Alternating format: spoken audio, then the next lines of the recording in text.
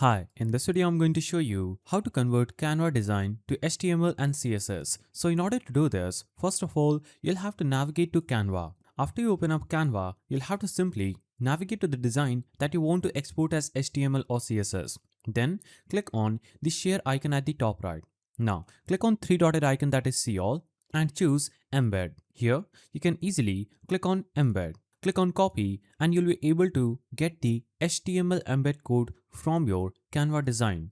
You can go to any place and add this HTML code. As you can see, this is the HTML code that we extracted from our Canva. Now, make a site and click on publish website. Now, enter your site address URL and choose publish. Here, click on view website and a new page will open up. That will be canva.site. Here, you're going to simply hit Ctrl+S. Now, choose save type as HTML only or complete web page. So if you want to get only HTML, you can choose this.